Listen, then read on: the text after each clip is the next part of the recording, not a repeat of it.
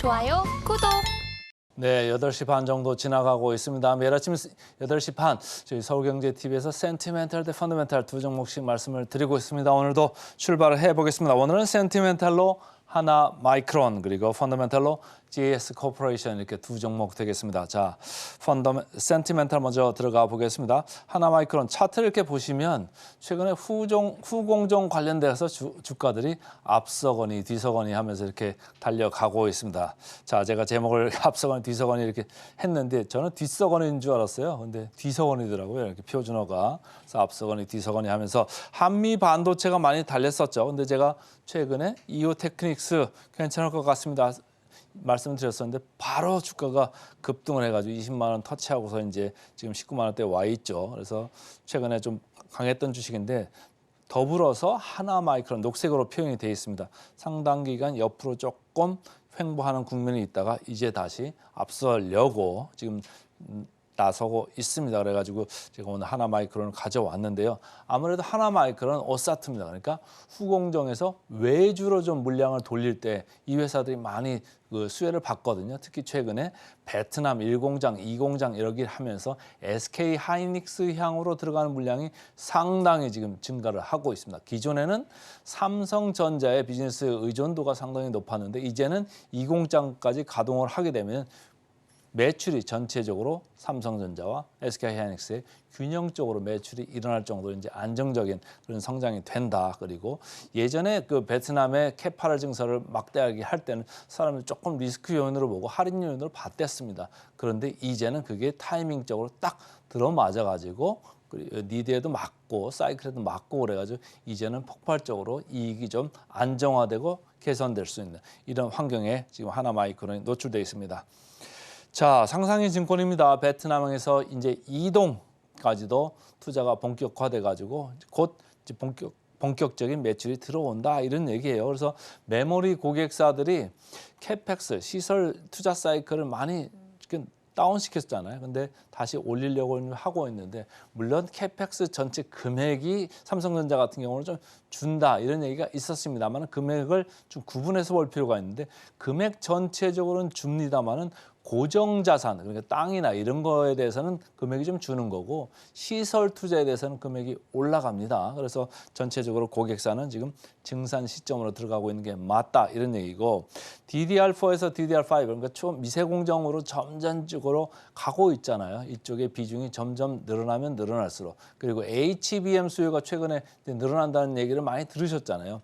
HBM 수요 쪽으로 막 가다 보니까 이거를 외주로 기존 메모리 물량은 외주로 자꾸 늘릴 수밖에 없어요. 그러니까 외주 비중이 올라가면 이런 하나 마이크론 회사는 아주 돈이 됩니다. 그래서 상상인 증권은 목표 주가를 37,000원으로 올렸네요. 이베스트 증권입니다. 최근에 그 영화 서울에 보면서 아주 전두광 역할을 하면서 했던 중요한 멘트를 여기다 써놨더라고요. 성공하면 혁명 아닙니까? 이렇게 얘기하는 분이 있죠.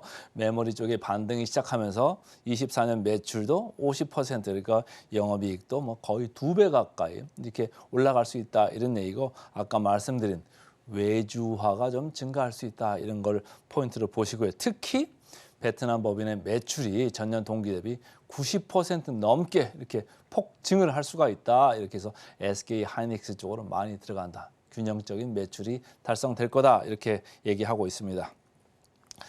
차트를 보시면 아주 이쁘죠. 차트가 쭉 34,000 11월 달에 치고서 쭉 밀려내려서 25,000까지 거의 한 10,000원 정도 밀렸었네요. 근데 이동평균선 옆으로 이렇게 눕고 있는 사이에 어제 증가가 되면서 기관 외국인 쌍끌이 매수가 처음으로 포착이 됐습니다. 이렇게 이동평균선을 뚫고 고개를 들 때는 좀 쳐다볼 필요가 있겠습니다.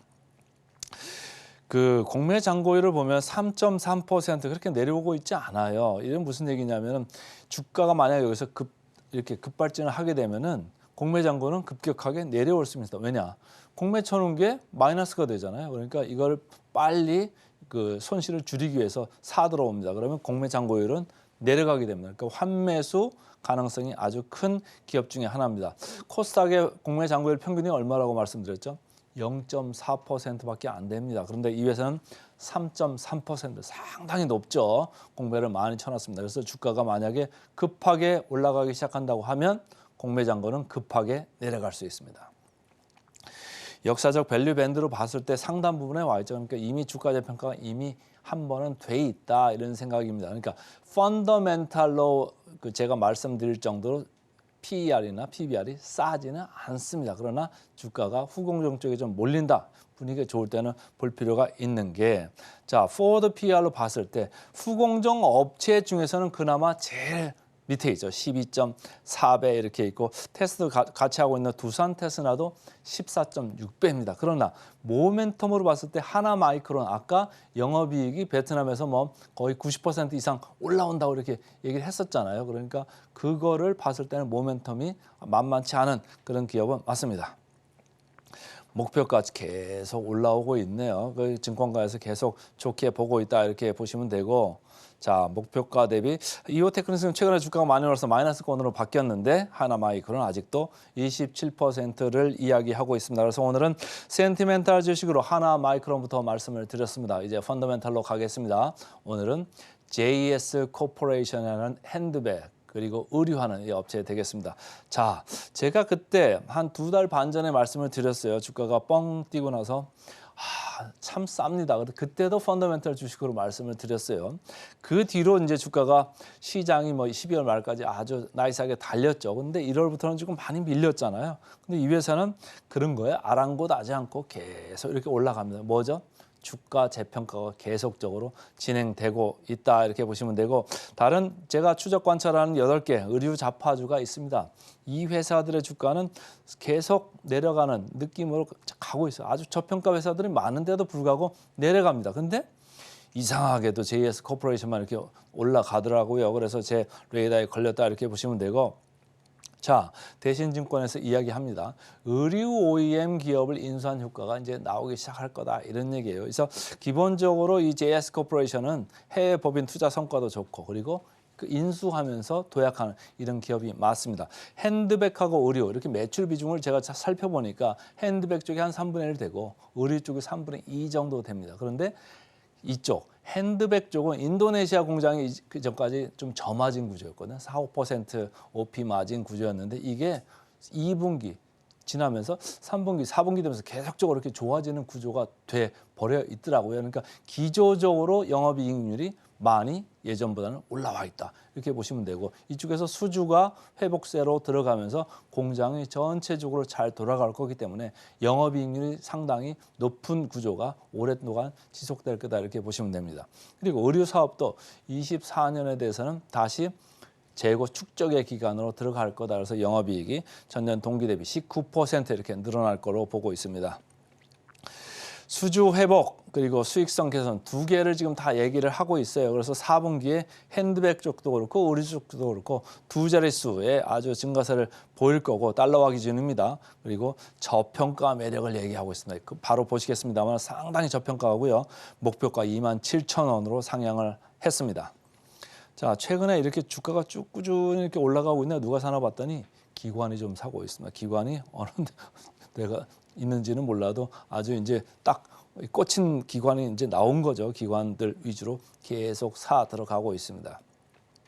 역사적 밸류 밴드 동안 기관이 사기에 크게 부담은 없는 중하단 이쪽에 위치하고 있기 때문에 앞으로 이 OP가 영업이익이 좋아지는 사이클로 들어가면 장기적으로도 가지고 있어도 괜찮습니다. 이 회사는 배당 수익률도 5%씩 줘요. 5% 수익률이 나와요. 그러니까 장기적으로 가져가도 뭐 은행 그 이자보다 훨씬 좋지 않습니까? 그러니까 저평가에 배당 수익률까지 좋으니까 안 살 이유가 없습니다. 자, 포워드 PER 보겠습니다. 3.6배 너무너무 낮잖아요. 시장이 10배인데 여기 3.6배면 70% 저평가되어 있는 이런 회사가 맞고요. 자, 목표가도 최근에 좀 올라가고 있습니다. 자, 마지막으로 목표가 터치하겠습니다. JS 코퍼레이션 24% 정도 남아있는 것으로 보입니다. 그래서 오늘은 센티멘털 하나마이크론, 펀더멘털로 JS 코퍼레이션 두 종목 말씀드렸습니다. 좋아요, 구독!